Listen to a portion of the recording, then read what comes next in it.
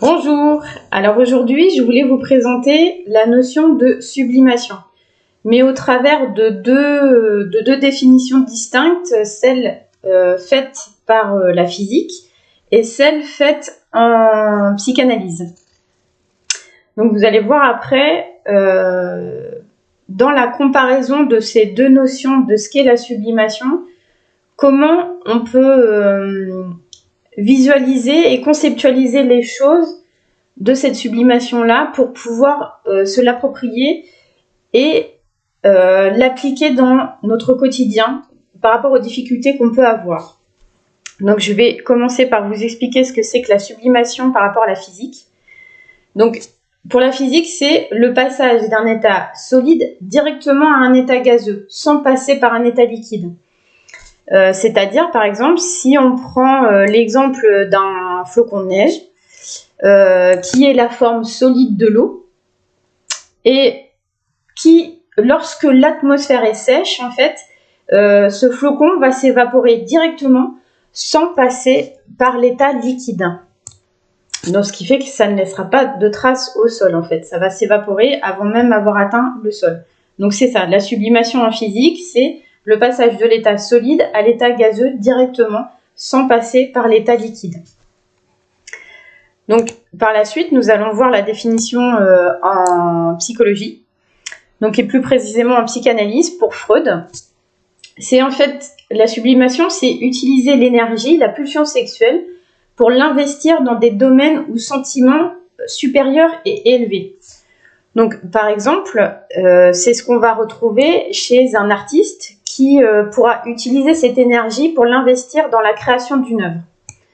Donc, de ces deux définitions, on peut voir que d'un état physique, tangible des choses, on peut le transformer en une énergie qui sera autre, telle comme on a vu un gaz, une idée créatrice ou un sentiment dit supérieur. Donc, mais qu'est-ce qui va se passer lorsque cette énergie ne peut pas se sublimer, se transformer? Donc, par exemple, pour le flocon de neige, il va venir percuter le sol pour retrouver son état liquide. Et pour nous, cette énergie, cette pulsion non exprimée finira par se retourner contre notre propre corps et ou notre esprit, car c'est tout ce qui lui restera comme moyen d'expression ou de libération. Donc, tel le flocon de neige transformé en goutte d'eau, il lui faudra attendre l'évaporation pour retrouver un état gazeux.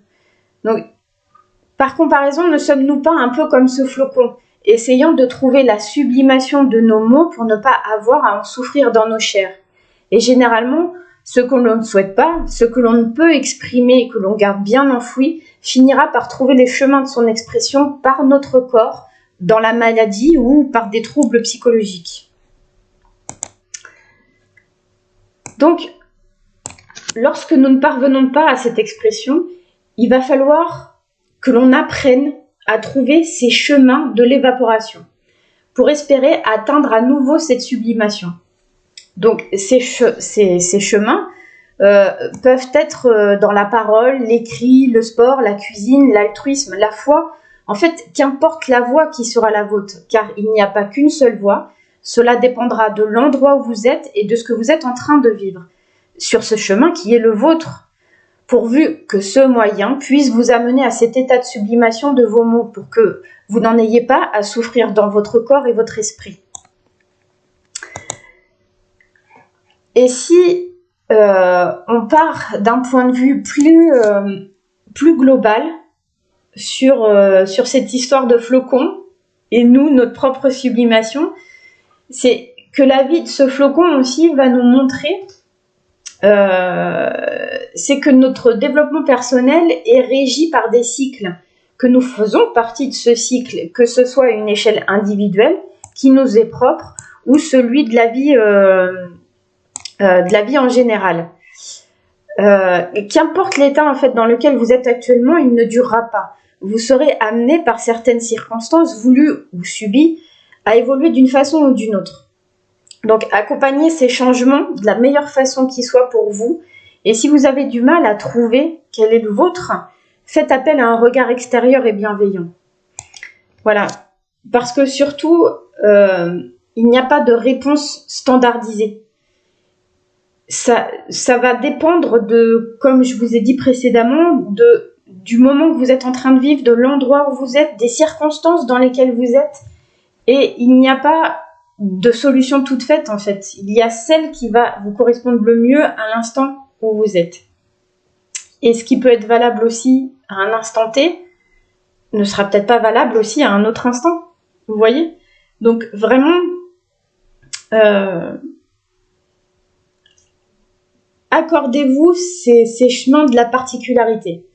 Voilà, c'est ce que je voulais vous dire.